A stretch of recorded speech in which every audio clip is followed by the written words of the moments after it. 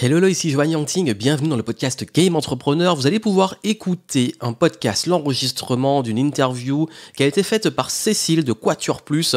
D'ailleurs, vous allez découvrir son super outil avec les différentes identités. C'est un super outil de prise de décision, de gestion de l'équilibre entre l'entrepreneur, l'individu, etc., le business, vous allez comprendre. Et nous abordons plusieurs sujets clés. Nous allons parler de l'argent, comment gérer l'argent dans son business, le rapport émotionnel à l'argent, notamment aussi comment gérer les fluctuations émotionnelles de l'entrepreneur, comment s'exposer quand on est introverti, gérer son image publique, gérer aussi la critique, le jugement quand on s'expose. On parle aussi d'équilibre entre le pro et le perso. Bref, je me suis beaucoup livré dans cette interview à travers le système, l'outil Quatuor Plus que vous allez pouvoir découvrir.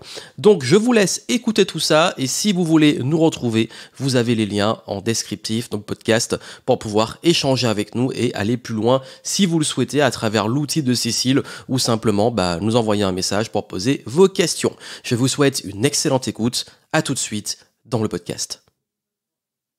Bonjour et bienvenue sur la chaîne Quatuor Plus. Aujourd'hui, nous allons parler de la gestion de l'image publique lorsqu'on est entrepreneur individuel ou lorsqu'on communique pour son entreprise au nom de son nom propre, de la santé mentale et de la gestion en fait des émotions et de l'énergie quand on est entrepreneur, notamment avec les fluctuations, les hauts et les bas, et de la gestion du temps. Et pour ça, je suis avec Joanne Yangting, qui est consultant business et qui est entrepreneur depuis 15 ans peut-être.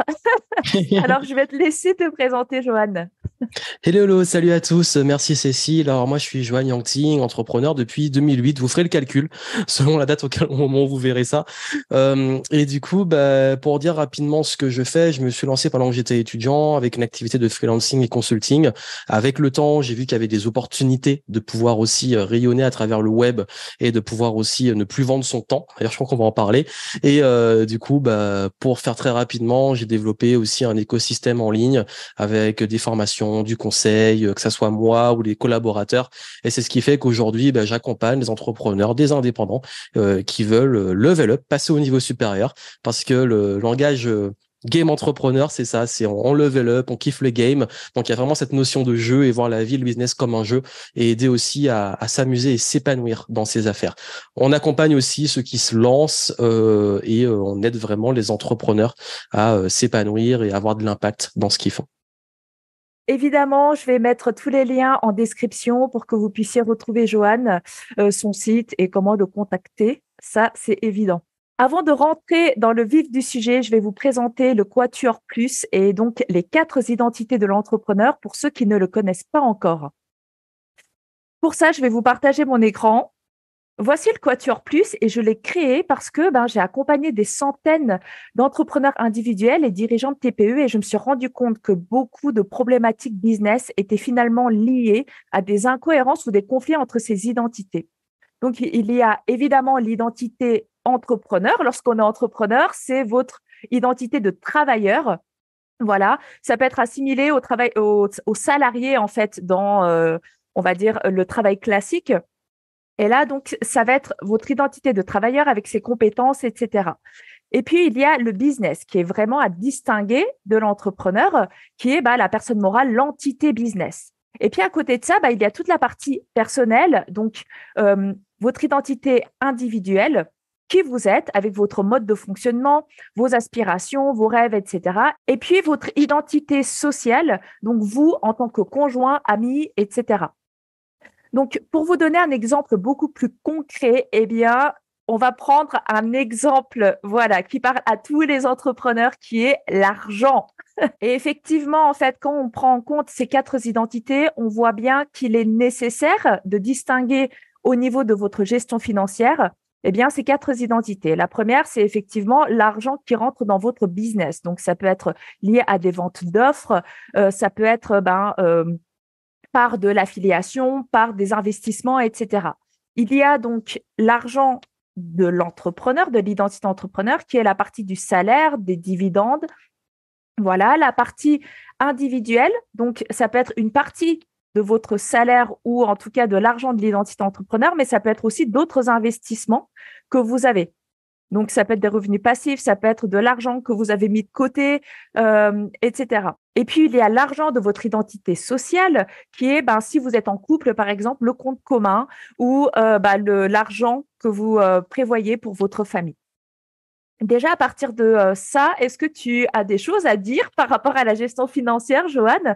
Est-ce qu'il y a des choses que tu as envie d'ajouter? Oui, déjà au moins ça permet de différencier les choses et de bien différencier l'argent de son business et les intérêts de son business, de faire vivre son business, de réinvestir dans le business et à tout opposé, en diagonale, l'argent individuel qui va dans sa poche. Donc déjà différencier les deux, c'est extrêmement important. Et la partie entrepreneur, c'est dans le business, c'est l'argent qu'on fait sortir, c'est qu'est-ce qu'on décide de faire sortir. Et la partie sociale, c'est pour ceux qui ne sont pas seul ou célibataire, je dis vraiment seul, c'est l'argent un peu entre guillemets partagé ou alors pour les enfants, la descendance. Donc c'est très pertinent et c'est important d'avoir cette vision parce que d'expérience aussi d'accompagnement, je sais que même dans le Game Entrepreneur, l'un des premiers modules, c'est sur l'argent et même si c'est expliqué différemment, là au moins c'est très clair de différencier ces points-là parce que souvent c'est mélangé et c'est là que les problèmes arrivent. On va en parler d'ailleurs parce que ça peut être des problèmes émotionnels, ça peut être des problèmes aussi de peur du manque, d'anxiété. Donc c'est important déjà d'avoir ça à plat pour d'un point de vue stratégique financière, mais aussi d'un point de vue équilibre et santé mentale. Je sais que, moi, quand j'accompagne des, entrepreneurs, surtout les débutants, chez les débutants, il y a une erreur qui est souvent faite, c'est d'injecter de l'argent personnel ou de ne pas réussir à bien distinguer, donc de se former pour le business, mais d'utiliser l'argent personnel, voire l'argent du foyer, ce qui va créer des conflits. Est-ce que toi, tu as eu, tu peut-être fait des erreurs ou tu as eu des expériences par rapport à ça, que tu as envie de nous partager? Alors, les erreurs que j'ai pu faire, c'est par moment, ça a été d'injecter de l'argent vraiment de ma poche dans mon entreprise dans un moment où ça a été plus de la peur que de la réalité. C'était notamment surtout au début, c'était à des moments où on n'a pas encore assez de cash qui tourne dans la boîte et en même temps on en gagne. Et plutôt que de chercher à gagner de l'argent ou à lever de l'argent, etc., j'ai voulu à chaque fois mettre de ma poche. Mais le problème, c'est que si l'entreprise est cool, l'argent il est totalement perdu. Alors que et si j'ai plus moi d'argent personnel, je peux plus payer mon loyer et je suis en difficulté financière. Donc ça dépend des contextes. C'est OK parfois de mettre l'argent dans sa boîte, mais plus dans l'état d'esprit d'apporter du capital ou plus dans l'état d'esprit de j'investis en moi, j'y crois vraiment, etc. Mais il faut être sûr d'avoir de l'argent de côté. Donc, encore une fois, c'est des risques à prendre et il faut être très vigilant sur ça. Et j'ai un peu appris à la dure à vraiment différencier les deux. Même, par exemple, comme tu l'as dit, quand on veut se former ou investir dans sa boîte, on ne pense pas de la même façon de l'argent de sa poche que de l'argent de son entreprise. Votre entreprise, en plus, vous êtes soumis à de la comptabilité, etc., sans rentrer dans les détails, alors que l'argent individuel, c'est de l'argent qui sort de votre poche, qui a déjà été taxé, qui a déjà eu de l'URSSAF qui est passé dessus, bref, ce qui fait qu'il faut vraiment être conscient de comment marche le système et comment faire tourner sa boîte, faire en sorte que sa boîte puisse faire sortir de l'argent qui va dans sa poche, mais toujours bien différencier les deux. Ça, c'est vital et c'est comme ça aussi qu'on développe de l'intelligence financière. Et j'ajouterais aussi de ne pas forcément compter que sur l'argent de l'entreprise. Tu as souvent une expression, quoi. Je t'entends souvent dire une expression, de ne pas mettre tous les œufs dans le même panier. Et Oui. c'est vrai que des fois, quand on est entrepreneur, et ça, je le vois surtout chez les débutants, en fait, parce que c'est vrai que c'est pas évident au début de faire la part des choses, de s'en sortir, etc. Et c'est vrai qu'au début, on injecte aussi de l'argent personnel dans notre entreprise. Et votre business n'est pas forcément la seule et unique source de revenus pour votre identité individuelle ou pour l'identité de votre couple. Oui, et puis d'ailleurs, j'ai envie de dire que si l'entreprise, au bout d'un moment, c'est toujours vous qui devez mettre de votre poche pour l'alimenter, c'est qu'il y a un souci. C'est OK au début, on injecte dans sa boîte, on investit dans son projet, on est presque parfois obligé, ou alors on lève de l'argent, on trouve les investisseurs, il y a plein de façons de financer un projet. Mais il est important de comprendre que ça se fait à certaines périodes, dans certains contextes, mais que ça ne doit pas être une habitude et un réflexe. Parce que si votre business est ce qui vous fait vivre, ça dépend. Si vous avez plusieurs business et que vous n'obtenez pas de l'argent, vous payez en dividendes, ça dépend vraiment des situations. Mais considérez toujours que si votre business, c'est votre poule aux œufs d'or, on parlait de pas mettre tous les dans le même panier, bah, votre poule aux œufs d'or, il faut qu'elle continue à vivre et à pondre ses œufs en or. Donc, n'allez pas la tuer et surtout, comprenez qu'elle a besoin d'être s'auto-alimenter pour pouvoir parfois avoir un peu plus de patience, voire du long terme, pour pas vous griller trop vite. Donc, je crois qu'il est important d'avoir cet équilibre. Encore une fois, c'est vraiment de l'éducation financière et c'est extrêmement important parce qu'il y a tellement d'erreurs qui sont faites. Et même si vous êtes en micro-entreprise ou auto-entrepreneur, comme on l'appelait avant, je sais que même si maintenant on est obligé d'avoir un compte professionnel, je crois en France, soyez vigilants, même si vous n'avez pas de comptabilité ou une gestion qui est pareille, sur par exemple les taxes, tout ça, auxquelles est soumis le chiffre d'affaires. Considérez pas que votre chiffre d'affaires va directement dans votre poche. Anticipez les taxes. Pour ceux qui ont un vrai business, anticipez la TVA. Bref, il y a plein de trucs où il faut vraiment anticiper des choses et comprendre que son business est soumis à un régime et des choses qui sont spécifiques et le soit différent. Et c'est avec ça qu'on fait des calculs et qu'on optimise.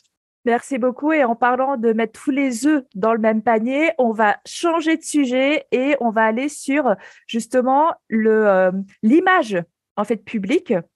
Et notamment quand on est entrepreneur individuel ou qu'on a une petite structure. Toi, Joanne, tu as fait le choix. Alors, tu as ton entreprise, mais tu communiques principalement sous ton nom propre. Oui. Et donc, je voulais avoir un petit peu ton avis et ton retour, ton expérience sur justement cette gestion de l'image de l'entreprise et de ton identité d'entrepreneur et ton image propre, etc. Donc, comment toi, tu gères? Et avant ça, est-ce qu'il y a des anecdotes ou une difficulté ou, on va dire, une anecdote ou une problématique particulière que tu as vécue ou que tu as envie de nous partager? Alors déjà, je crois que c'est quelque chose qui est très dur pour beaucoup de personnes, c'est se demander, ok, est-ce que je m'expose avec mon vrai nom ou avec ma vraie identité? Est-ce que je me montre? S'exposer, c'est un vrai challenge. Au début, je sais pas, je me suis pas trop posé de questions. Je me suis dit un pseudo, mais en même temps, je sais pas si c'est vraiment pertinent. Donc moi, j'ai choisi d'utiliser mon nom, mais c'est vrai que il y a toujours eu des marques derrière. Mais le réel enjeu, c'est que c'est vrai que je suis quand même l'image de mon entreprise. Ça veut dire que j'ai quand même un business qui est basé sur ce qu'on appelle le personal branding. Donc c'est moi, c'est mes conseils, c'est moi qu'on voit en vidéo, c'est moi qui crée les produits, etc. Même s'il y a une équipe, je reste la vitrine. Et le principal challenge, c'est aussi que justement l'un des plus gros, c'est que quand on recrute et quand on a des personnes qu'on prend pour le marketing ou pour la vente et tout, finalement le produit c'est nous. Et je crois que c'est ça le principal challenge, c'est que c'est moi le produit. Donc il y a plusieurs challenges. Il y a le problème d'estime de soi, de se dire si je me vends bien, c'est bon, c'est que j'ai une bonne valeur, et si je me vends pas, de peut-être perdre en estime. Mais de même aussi que en termes d'image, l'équipe, si quelqu'un fait des fautes d'orthographe ou parle mal à un client et tout, c'est mon image, moi, en tant que personne, et pas juste l'entreprise, parce que je suis la vitrine. Donc, je crois que le principal challenge, il est là, à trouver un équilibre dans sa communication, son estime de soi, mais aussi son leadership auprès des gens avec qui on travaille, parce que finalement, on a une image. Mais j'ai envie de dire, c'est un peu presque une sorte de gestion comme, je sais pas, peut-être des artistes ou les gens à la télé ou des sportifs, où c'est eux, finalement, l'image. Je sais que tu partages aussi beaucoup sur, on va dire, un point de ton identité personnelle qui est ton introversion, on va Oui. dire. Mhm. Et à côté de ça, je sais que tu as fait énormément de conférences, que sur scène, tu sembles à l'aise. On a l'impression que tu es même très à l'aise en public de manière générale. Et donc, il y a une différence comme ça entre toi, ce que tu partages dans tes contenus sur tes traits en fait caractéristiques personnelles, et puis peut-être l'image qui est perçue de l'extérieur. Est-ce que tu as des anecdotes ou des conseils que tu as envie de partager sur comment toi tu arrives à gérer ça? C'est vrai que l'individuel, il est plutôt introverti, il veut sa paix, il aime bien être avec des petits comités, des gens très proches. J'ai du mal à voir une foule en même temps. Je vais plus aller voir les gens en individuel, aller manger avec eux et tout. D'un point de vue social, je suis plutôt introverti, donc je peux pas aller vers les autres. Je vais faire ma vie un petit peu. L'entrepreneur, il y a à côté le leadership. Faut gérer l'équipe, faut gérer les clients, faut avoir une image et tout. Et dans la partie vraiment purement business. Et ce qui est aussi avec l'entrepreneur, c'est que quand je suis sur scène et tout, on m'a toujours fait des retours très positifs sur mes compétences en prise de parole en public. Mais j'ai envie de dire, il y a un côté, l'un n'empêche pas l'autre. On peut très bien être introverti, et parce que beaucoup de gens se disent, quand on est introverti, on ne peut pas parler en public. c'est faux. En fait, la prise de parole en public, pour moi, c'est pas une question d'être introverti ou extraverti. C'est une question d'avoir envie déjà, mais aussi de s'entraîner. Et honnêtement, je trouve pas que les introvertis aient plus de mal que les extravertis. Tout le monde a du mal à parler en public au début, en tout cas, sauf très rares cas qui ont un petit peu une aisance, mais ça se travaille toujours. Et j'ai envie de dire que c'est ça qui est un peu particulier, c'est que il y a cette image de celui qui peut rayonner sur scène, qui peut avoir ce leadership et tout, et à côté il y a celui qui est complètement sauvage et qui est dans son coin dans la vie. Donc du coup, je sais que ça peut créer un décalage et que même dans la vie, j'ai pas trop envie de parler cette posture de leadership et tout parce que parfois j'ai envie d'avoir la paix. Ça veut dire que j'ai pas envie qu'on se dise je suis gêné, par exemple, quand je suis avec des gens en contexte social et qui vont dire ah ils sont trop bien ces vidéos ou alors c'est trop bien ce qu'il fait, etc. Et puis qui me voient en mode leadership et tout. Et moi je dis mais j'ai pas forcément envie maintenant, tu vois. Je veux juste être le Johan individuel, tu vois. Je veux pas être le leader entrepreneur. Parce que parfois, tout le temps, être dans le leadership, dans l'impact, dans cette posture-là, il y a des fois, on a envie aussi un peu juste de suivre ou d'être tranquille, de pas forcément être le leader. Même quand je vais faire du sport, il y a des fois où j'ai pas envie de prendre le leadership dans le match ou dans le sport. J'ai juste envie de me laisser porter et laisser ça pour presque me reposer d'une posture que je peux avoir dans le business. C'est intéressant ce que tu dis et je pense que ça va rassurer beaucoup de personnes.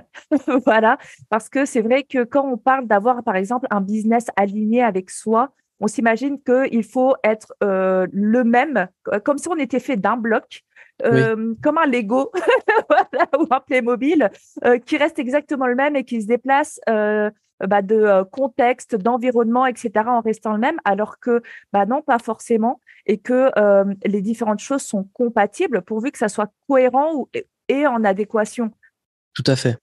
Et d'ailleurs, c'est intéressant parce que si je vois comment je suis, par exemple, dans un contexte social plus familial, avec ma famille et tout, il y a des fois, en fait, c'est vrai que il y a aussi un paradoxe, c'est que je suis quand même majoritairement dans mes deux côtés de famille l'aîné. En tout cas, celui qui a été le plus présent. Enfin, d'un côté vraiment aîné, l'autre deuxième, mais plus présent qui était là sur place. Donc, ce qui fait qu'il y a un côté aussi montrer l'exemple, etc. Donc, il y a finalement peut-être ce côté leadership qui peut venir là. Mais c'est vrai que parfois même, on va dans le social, les amis, il y a des fois, j'ai pas envie de prendre des décisions, j'ai pas envie de suivre, mais les autres, parfois par une posture, peut-être par une attitude, ils vont me déléguer ça. Ils vont dire, bon, Johan, on fait quoi, machin. Et il y a juste des fois, j'ai pas envie de prendre le leadership. Alors que dans le business, un, je kiffe, et deux, bah, c'est ma responsabilité. Parce que c'est mon entreprise. Donc, je crois que l'enjeu est principalement là, mais de comprendre, comme tu l'as dit, que moi, je vois qu'on est plus un diamant avec plusieurs facettes, et puis on choisit de, comme tu l'as très bien fait avec les identités, de savoir à quel moment, ben, je suis vraiment l'entrepreneur leader, celui qui va donner la direction, qui va avoir de l'impact et tout, qui va prendre cette posture. Et là où je vais plus être celui qui a plus envie de se laisser porter, qui a plus envie d'être tranquille, qui a pas envie de donner une direction, etc. Donc, je pense que c'est ok d'être comme ça et je trouve même que c'est sain et que c'est important parce que si j'étais tout le temps en mode leadership, tout le temps en mode, imaginez ma vie de famille en train de faire des conférences devant mes proches, mais ce serait complètement bizarre quoi. Donc c'est ok, on a tous ces identités et je pense qu'il est important de s'autoriser aussi à les avoir.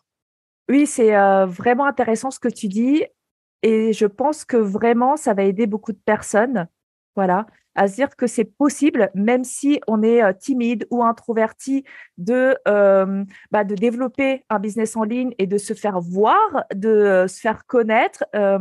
Voilà, que on peut être leader et décisionnaire et des fois parce qu'on est leader et décisionnaire et qu'on a tout le temps prendre des décisions, à d'autres moments on n'a pas du tout envie de prendre des décisions et ça c'est normal. Voilà.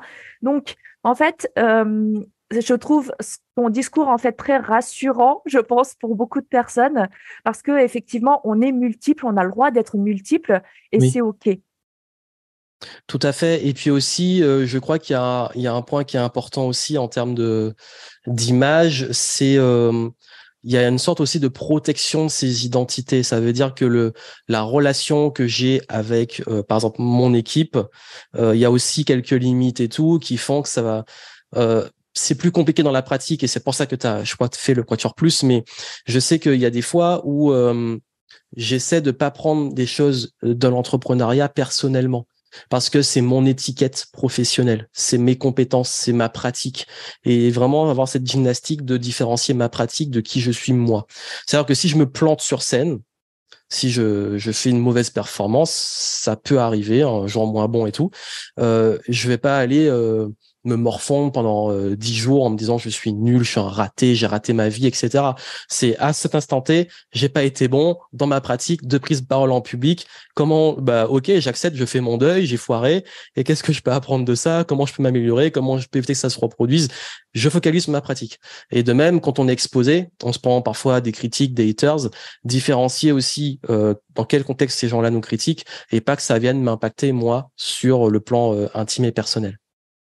En parlant de ça, d'ailleurs, on va passer au troisième sujet, du coup, qui est de la gestion de l'équilibre et des hauts et des bas. Et tu as commencé à l'évoquer, en fait, cette thématique-là, de ne pas tout prendre personnellement ou comment toi, tu arrives à gérer ces fluctuations qu'il y a forcément dans toute entreprise, en fait, Oui. ou dans toute activité.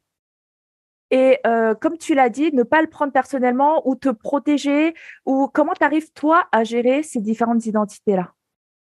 Déjà, je crois que c'est vrai que on a ce truc humain qui est que quand notre entreprise, c'est nous, on a tendance à tout prendre à cœur et à tout aussi absorber. Ce qui veut dire, et je l'ai dit un petit peu tout à l'heure, c'est que je vais considérer que si les gens s'inscrivent pas à mon produit, n'achètent pas ou ne viennent pas à mon événement et tout, réussir, c'est dur, mais ça a été un enjeu, c'est une anecdote que je vous donne, ça arrive même plusieurs fois, ne pas le prendre personnellement, ne pas se dire c'est moi qui suis nul et les gens ils m'aiment pas et du coup ils achètent pas le produit, c'est moi. C'est me dire ok, en fait, en réalité, et je vais être très honnête avec vous, j'ai réalisé que les gens s'en foutent de vous. Et accepter que les gens s'en foutent de moi, pas dans le sens qu'ils s'en foutent totalement, mais la majorité s'en foutent. Ce qui les intéresse, c'est eux. Donc ma question, c'est moi, quelle valeur je peux créer et dans quel contexte je peux créer de la valeur pour qu'ils aient envie. Donc encore une fois, moi, c'est ma pratique, c'est ma performance dans ce que je vais leur apporter qui compte. C'est pas moi, Johan, qui je suis.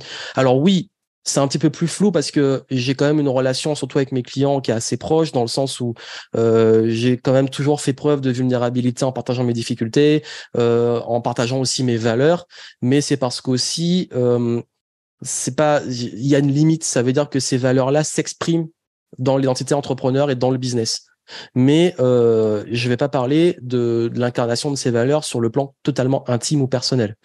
Ça veut dire que j'ai mis cette frontière entre le business et le perso, même dans les valeurs, même si c'est les mêmes, c'est plus dans l'incarnation et dans le contexte dans lesquels on les utilise.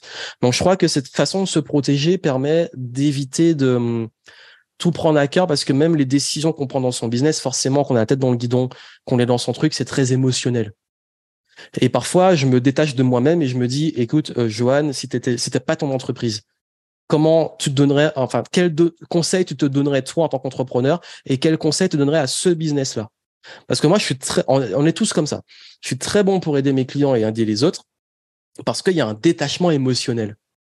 Et ça, ce détachement personnel, il est très important pour avoir cette neutralité, cette objectivité pour aider quelqu'un, sans être dans le jugement.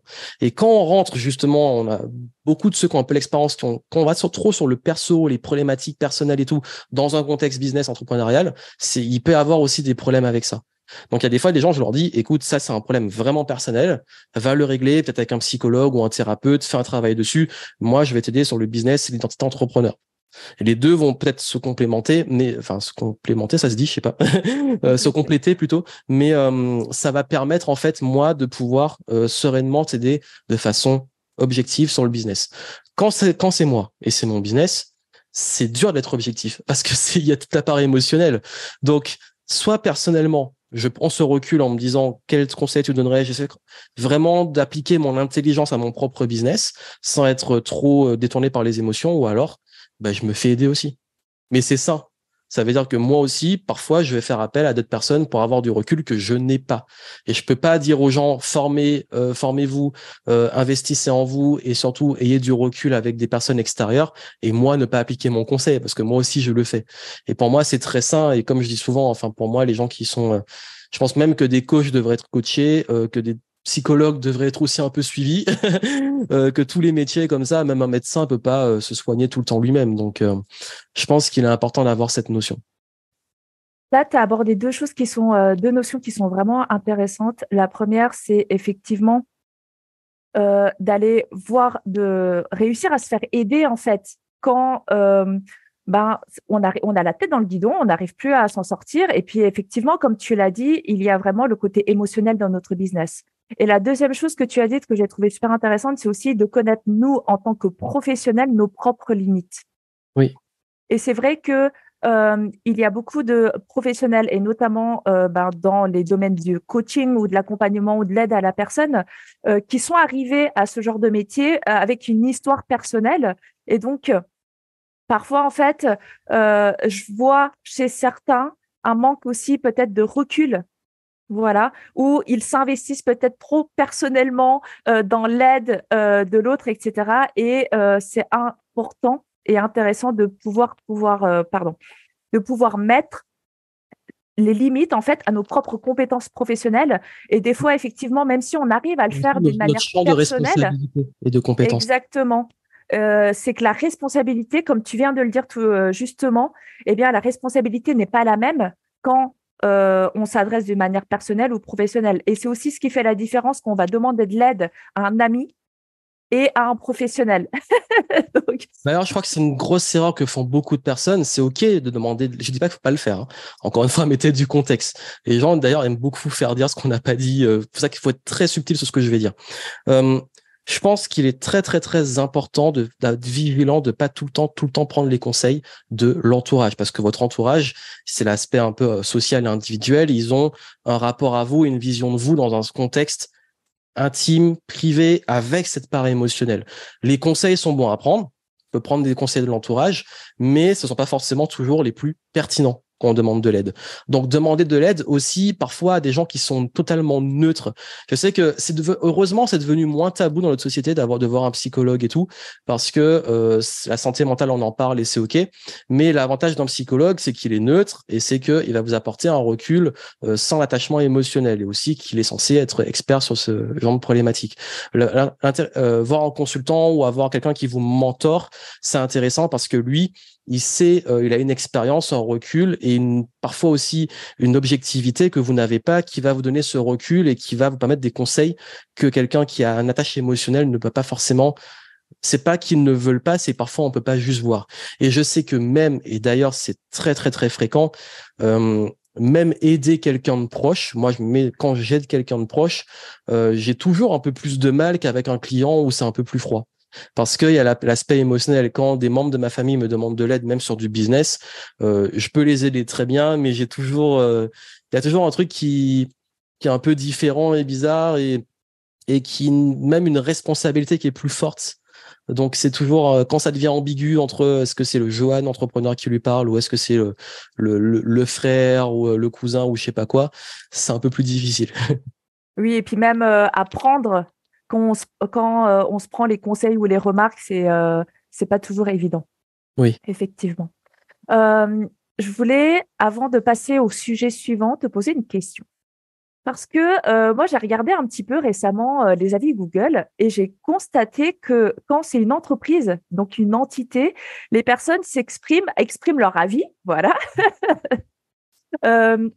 pour l'entreprise, au nom de l'entreprise. Et pour des professions du type profession libérale, consulting, etc., ils ont tendance à citer le nom.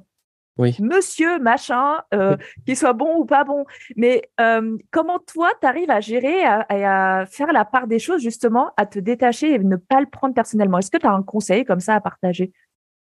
Bah, déjà, je veux que vous déculpabilisez. C'est normal, on est humain et quand notre personne, notre identité, qui en plus est la vraie, est attaquée, c'est normal d'avoir du mal à l'intégrer. Donc ça, c'est OK. Maintenant, je pense qu'il est intéressant parce que moi, j'ai eu un double dilemme. C'est est-ce que je prends vraiment ma place, j'assume à fond, et quand on assume à fond, on se prend autant de lovers que de haters, enfin plus de lovers que de haters généralement, mais il y a une part de haters. Ou alors, est-ce que je crée une marque et que finalement, c'est la marque que je mets en avant? Moi, j'ai fait un hybride des deux. Ça veut dire que j'ai développé quelque chose, Game Entrepreneur, l'écosystème, le Game.io, tout ça. C'est quelque chose une méthode, comme toi avec le Quatuor Plus, c'est une méthode et c'est quelque chose que les gens vont pouvoir reprendre après. Mais par contre, c'est vrai que finalement, je suis le fondateur et je suis Johan.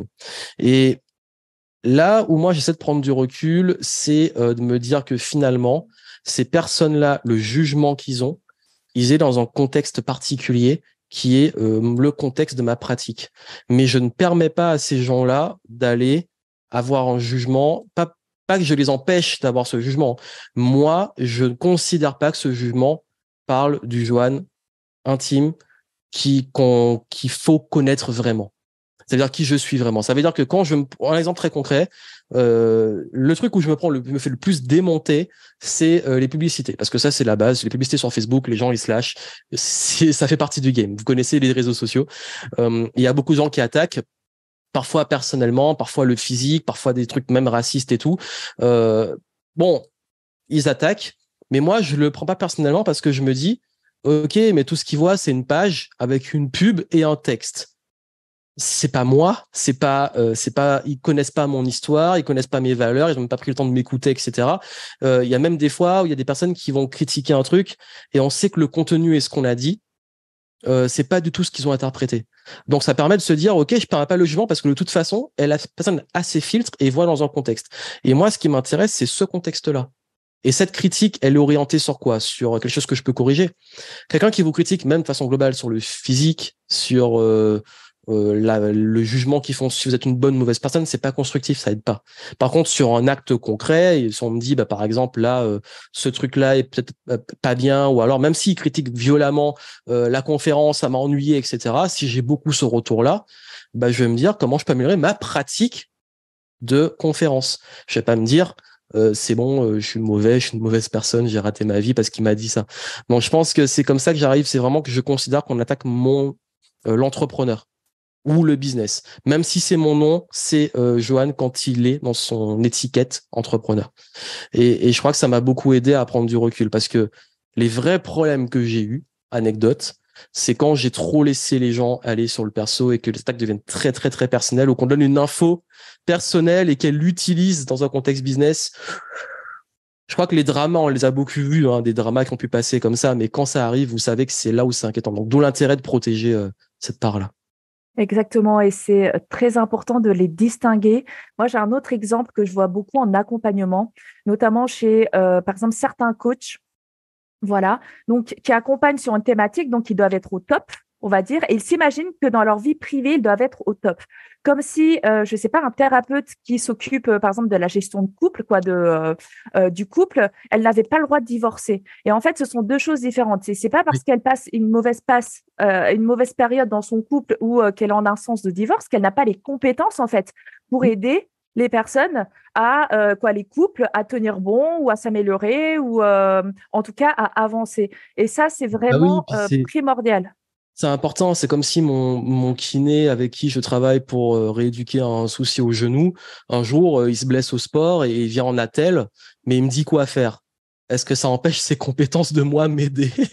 Non, c'est qu'on est humain et puis un psychologue, il peut déprimer, un coach peut avoir des phases de flemme, un consultant peut parfois ne pas appliquer ce qu'il donne.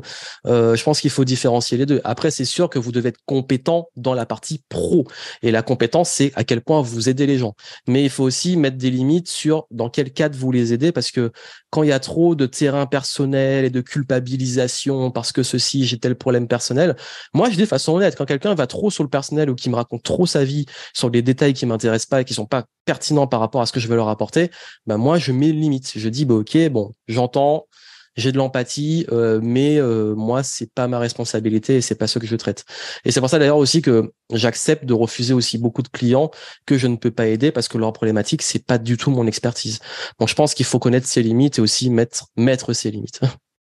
Avant de passer au sujet suivant, est-ce que tu aurais trois conseils ou trois choses qui, toi, t'aident personnellement à justement remonter quand tu es plutôt en phase basse et comment toi, tu vas t'aider à remonter? Oui.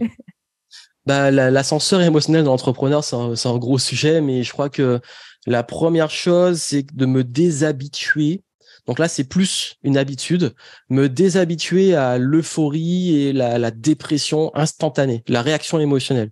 Ça veut dire me déshabituer à dès qu'il y a de l'argent qui rentre, waouh, je suis fou et je suis content, je suis le roi du monde. Et puis dès qu'il n'y a pas d'argent, ah, je suis nul, je suis un raté. Je vais plus lisser les choses, être plus un peu détaché en me disant, bah, cool, ça marche bien, qu'est-ce qu'on met en place? Ça marche pas, quelle solution on met en place? Ça, c'est la première chose. Être moins dans la réaction émotionnelle. Deuxième chose, c'est de toujours aussi, et je crois que c'est lié à une pratique directement très concrète sur l'argent, c'est dans sa gestion. Parce que ça veut dire toujours assurer un minimum et être très regardant sur ses chiffres et toujours garder un niveau de vie lisse avant de passer à un autre niveau de vie. Parce que l'erreur, c'est que si on cale son niveau de vie, l'individuel, à ses revenus business, quand l'entreprise va bien, cool, je me verse des primes, je vais plus verser des dividendes et tout. Et puis quand elle va moins bien, on est en panique. C'est juste me dire, j'ai besoin de temps, c'est très pragmatique. Tous les mois, j'ai besoin de ça. Si on arrive en dessous, bah, je prends les décisions qu'il faut. Mais même si je gagne beaucoup, je vais garder un niveau de vie fixe pendant très longtemps jusqu'à ce que ça soit vraiment automatisé. Et le troisième point, c'est aussi, bah là, c'est plus, là, je parlais très argent. Maintenant, ça va plus être la santé personnelle, mentale, j'ai envie de dire, et physique. C'est l'hygiène de vie, en fait. C'est tout con, mais dormir, faire du sport, faire les choses qui nous mettent en joie, s'autoriser à faire des pauses, avoir cet équilibre d'organisation est extrêmement important pour rester sur les bons rails, parce qu'on peut vite tomber dans l'over travail, j'ai envie de dire, travailler trop, ou alors l'over prise de tête, trop se prendre la tête, trop ruminer. Donc être vigilant, faire un petit travail sur soi pour se libérer l'esprit. Et merci beaucoup parce que là, tu as donné des conseils, on va dire purement business pour faire remonter, mais on voit bien aussi que tes identités, on va dire individuelles et sociales, eh ben, t'aident aussi quand il faut à faire remonter l'estime de l'entrepreneur ou la C'est confiance, la important. niaque Parce pour qu'en fait, pouvoir mieux travailler dans le on est business. entrepreneur, on est le leader. Donc, si tu arrives au match et t'as pas bien dormi, t'es pas en forme, t'es pas préparé, ben, tu vas mal performer pour l'équipe dans le contexte du match. Donc, le business, c'est quand j'arrive dans le business, faut que je sois frais. Donc, c'est important de prendre soin de soi parce que l'énergie, pour le coup, vraiment, le niveau d'énergie, il va impacter les différentes sphères, je pense. Alors, tu parles d'énergie, on va passer au temps et à la gestion du temps. Voilà. Je sais que toi, c'est vraiment un sujet. Moi, j'avais vu une conférence qui m'a vraiment marquée sur la gestion du temps que tu avais faite déjà il y a quelques années. Sur la Et procrastination, sur la procrastination et sur la gestion des temps avec les billes. oui. Voilà. Le temps qu'on a dans notre vie, etc. Toi, je sais que c'est une valeur, quoi, c'est une ressource, on va dire, qui est ultra importante pour toi et que ton business, il a été aussi un petit peu façonné en prenant en compte cette ressource-là que toi, tu considères comme importante, voire vitale. Qu'est-ce que toi, tu as envie de partager déjà par rapport à ça, par rapport à la notion du temps et comment tu les gères au niveau des différents individus? Bah déjà, il faut, comme tu l'as dit, c'est vital parce que juste, j'ai envie de dire, on est tous en train de mourir. On a tous un temps qui est compté, on ne sait pas combien Merci de pour temps. ce quart Non, mais d'heure voilà, d'optimisme. j'ai commencé la conférence dont tu parles un peu comme ça, hein. J'ai jeté un froid en disant, ben voilà, vous allez mourir. Non, j'ai pas commencé avec, mais c'est dans la conférence, le temps qui passe et on a un décompte. Donc forcément, dès qu'on comprend ça, c'est le fameux memento mori. N'oubliez pas, enfin rappelez-vous que vous allez mourir. C'est extrêmement important de se dire que finalement la ressource la plus importante c'est le temps. Et quand on comprend même dans les affaires que on doit faire en sorte d'investir pour gagner du temps, d'acheter du temps, on passe à un autre niveau de gestion du business. Et c'est pour ça que à la base, moi, quand j'ai vraiment commencé et débuté, j'ai voulu créer mon entreprise pour avoir du temps parce que je voulais être libre. Je voulais me réveiller quand je voulais, m'occuper de mes propres projets, passer du temps sur ce qui compte pour moi. J'avais vraiment cette notion de liberté. Pour moi, c'était extrêmement important. Et la liberté, pour moi, le plus grand facteur, c'est comment j'occupe mon temps. Et ce qui fait que quand j'ai créé ce business à la base, mon business, c'est-à-dire que c'est d'avoir mon travail et mon métier en tant qu'entrepreneur devait être basé sur le fait que la personne individuelle ait du temps. Euh, et que j'ai du temps même socialement pour mes proches et tout. D'ailleurs, c'est le grand paradoxe, c'est que finalement, on est tellement en décalage que on n'a plus de notion de week-end, de vacances, on est tellement décalé avec les autres. Ce qui fait que ben j'ai tout fait en sorte pour que je puisse, même dans mon modèle économique, le moins vendre mon temps, sauf sur les trucs que je kiffe vraiment, et surtout avoir un business qui tourne tout seul. Donc, ce qui veut dire que j'ai créé un business qui crée, bah, tu en as parlé un petit peu sur l'argent, les revenus passifs, mais pas que passifs parce que il faut travailler, mais aussi en faisant des choses qui m'animent, qui ont du sens et que quand je bosse, je sais pourquoi je bosse, c'est important, j'ai la flamme et le feu sacré. Et même dans les moments difficiles, je me rappelle, pardon, pourquoi c'est important.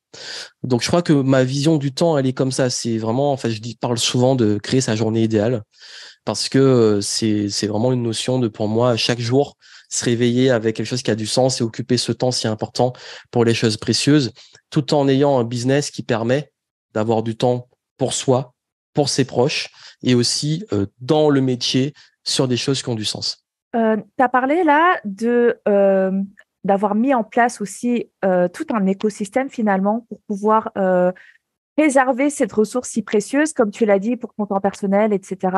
Concrètement, dans ton business, qu'est-ce que tu as mis en place pour te faire gagner du temps? Qu'est-ce qui t'a fait gagner du temps? Bah, déjà, j'ai un modèle économique qui est basé sur de l'automatisation. Ça veut dire que bah, pour gagner du temps, j'ai mis en place des systèmes, comme tu as dit, écosystèmes, mais aussi systèmes au pluriel, avec bah, des tunnels de vente, une stratégie de trafic. Moi, je fais beaucoup de contenu, mais quand je fais des vidéos, c'est des vidéos qui vont me rapporter de la visibilité pendant plusieurs années, même après que je les posté. J'ai une stratégie de communication qui est régulière et j'ai beaucoup de choses qui tournent en automatique. Et derrière, moi, là où je mets mon focus et là où j'alimente, c'est des campagnes marketing, c'est de la présence, c'est faire du contenu et moi j'adore ça.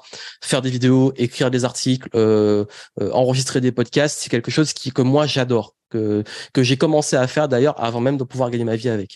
Donc ça c'est la façon d'occuper mon temps dans mon business. Aussi, savoir que moi, en tant que chef d'entreprise, sur quoi je dois passer mon temps, où est ma zone de génie, qu'est-ce que je suis censé faire et faire en sorte de focaliser dessus. Donc, à travers de l'automatisation, il y a des process qui tournent tout seuls, mais aussi avoir des personnes qui gèrent des choses que je ne suis pas censé gérer. Donc, c'est aussi s'entourer, c'est déléguer. Donc, ça, c'est pour la partie business. L'entrepreneur, il a vraiment une vision de comment occuper son temps sur ce qui est productif, ce qui est pertinent, quels sont les bons leviers. Beaucoup d'entrepreneurs se perdent très vite sur plein de tâches ou des trucs qui ne font pas avancer le business. Donc, savoir où sont mes priorités, quels sont mes leviers. Ça, je travaille beaucoup avec mes clients dessus, sur recadrer le focus sur ce qui est pertinent pour faire avancer et progresser leur business. D'un point de vue social, bon, il y a, enfin, social business, je pense qu'on me met dans le business, hein, tout ce qui est relation avec l'équipe et tout. Mais Exactement. d'un point de vue personnel, socialement, enfin, je suis quelqu'un qui aime beaucoup être très disponible pour mes proches et j'ai ce luxe. Et vraiment, je suis heureux d'avoir créé ça, ce luxe de pouvoir, si je veux voir quelqu'un en pleine semaine ou aller faire du sport en pleine semaine, faire des rendez-vous, caler des rendez-vous un mardi matin ou mardi après-midi. Enfin, je suis très libre, même socialement. Et le décalage social de se dire, quand les gens ils me parlent de week-end, tout ça, c'est vrai que ça peut amener à des situations marrantes parce que je peux passer des week-ends entiers à bosser comme à ne rien faire, mais moi j'ai plus ces notions week-end vacances. Ça a plus trop de sens pour moi. Mais tout ça, il fait en sorte pour que l'individuel, donc le moi individuel, se dise OK, en fait, je veux me sentir libre. C'est vraiment même une sensation, un état d'être, c'est que je me sens libre. Ça veut dire que si aujourd'hui j'ai envie de prendre mon vélo, d'aller faire du sport, je prends mon vélo, je vais faire du sport. Donc je fais vraiment en sorte d'avoir ce maximum de liberté. Mais la liberté, c'est pas ne pas avoir de contraintes, c'est choisir ses contraintes. Donc d'avoir le luxe et la liberté de choisir mes engagements, mes contraintes. Mais comme c'est un choix psychologiquement, c'est pas pareil. On se sent plus libre parce qu'on l'a choisi. C'est comme j'ai envie de dire, par exemple, quand on a eu le confinement, je rigolais en disant, on a parlé un peu de l'introverti, en disant, mince, en fait, je me réalise que c'est presque ma vie, en fait. Je sors pas tant que ça. Je suis souvent à bosser à la maison et tout, même quand j'avais un bureau. Enfin, c'était vraiment c'était un peu la routine, mais euh, quand j'avais ce choix de pouvoir vraiment, par exemple, rester une semaine chez moi à bosser comme un taré, je le vivais mieux que quand on m'a obligé à rester chez moi. C'est psychologique. Donc Moi, ça m'a fait la même. C'est le fait qu'on t'enlève des possibles. c'est ça. Donc Voilà. le fait d'avoir juste le fait d'avoir le choix, se dire je peux, même si j'ai une routine très stricte, je sais que je peux me réveiller quand je veux. Même si j'ai un agenda qui peut être plein ou qui peut être libre, je sais que je peux le libérer et choisir comment je m'organise. Donc cette possibilité, ce choix, c'est ça qui est vraiment pour moi le top en termes de gestion du temps, mais c'est aussi un piège parce que on peut vite tomber aussi dans la dispersion ou travailler plus que ce qu'on devrait ou se prendre beaucoup la tête. Mais j'ai envie de dire, la liberté, elle a un prix et c'est celui de la responsabilité. Donc cette responsabilité, c'est OK, bon, je suis libre, mais je dois faire le taf. Merci beaucoup. Est-ce que tu as trois petits conseils ou trois petites choses, finalement, qu'on peut faire, qu'on peut mettre en place et même peut-être un débutant peut mettre en place pour gagner du temps ou en tout cas préserver cette énergie pour la mettre ailleurs, quoi, cette ressource Oui. pour la mettre ailleurs? Déjà, mettez dans votre tête que votre temps est ce que vous avez de plus précieux. Juste vous dire, OK, mon temps, c'est ma valeur précieuse. En fait, juste vraiment vous l'imposer, vous l'affichez en gros, mon temps est ma priorité. Mon temps a de la valeur. Comment vous vous vendez, sur quoi vous l'occupez, ça change l'intention et on arrête de gâcher son temps en fait. C'est très important. Donc valoriser son temps, c'est la première chose. Deuxième chose, c'est d'apprendre à planifier, à s'organiser. Donc vraiment avoir un planning qu'on tient, trouver un système qui nous convient, savoir aussi bloquer ces moments off et ces moments de travail pour avoir cet équilibre. Donc se mettre des règles en fait finalement, planifier et mettre des règles. Et le troisième point, c'est, je pense qu'il est très très important aussi de s'écouter et surfer sur ses rythmes. On a tous un peu des rythmes naturels et tout se crée par habitude, mais on a quand même des choses en nous, des rythmes, de respecter son rythme. Donc ça, j'enseigne beaucoup dans les programmes sur la productivité, mais c'est vraiment à partir de son rythme, caler une journée idéale qui le respecte. Moi, j'ai vraiment aménagé les choses comme ça. Merci beaucoup pour tous ces précieux conseils et puis pour cet échange qui a été très riche. Est-ce que tu as une actualité à annoncer? Voilà, quelque chose que tu as envie d'annoncer et ou un conseil, un petit mot que tu as envie de partager. Ben, en termes d'actualité, s'il y en a qui voient vraiment à temps, ben, avec toi, on fait un atelier mastermind, enfin masterclass, atelier mastermind, un mix, bref, c'est interactif quoi, un live interactif. On a tellement de mots maintenant qu'on sait plus quoi mettre pour vous aider à utiliser non seulement ton outil, mais aussi moi, je vous donner des conseils sur le plan mindset et business pour vous aider à faire une transition sur la nouvelle année. Donc, si vous voyez à temps, vous pouvez vous inscrire et puis selon le moment où vous verrez, ben pour suivre l'actualité, ben rejoignez-moi sur les réseaux ou sur mon site et comme ça vous pourrez avoir ce qui se passe dans l'instant parce qu'on ne sait pas de quoi demain sera fait. Même si j'ai un plan en tête, mais je ne sais pas quand vous pourrez le voir. Donc l'actu là, en tout cas si vous voyez à temps, c'est ce qu'on organise pour la fin d'année. Tu m'as devancé, j'allais en parler. Effectivement, on vous prépare un live pour justement ben, à réussir à gérer ses hauts et ses bas, etc. Et c'est vrai que actuellement, là, à l'heure actuelle, on est fin 2022, voilà.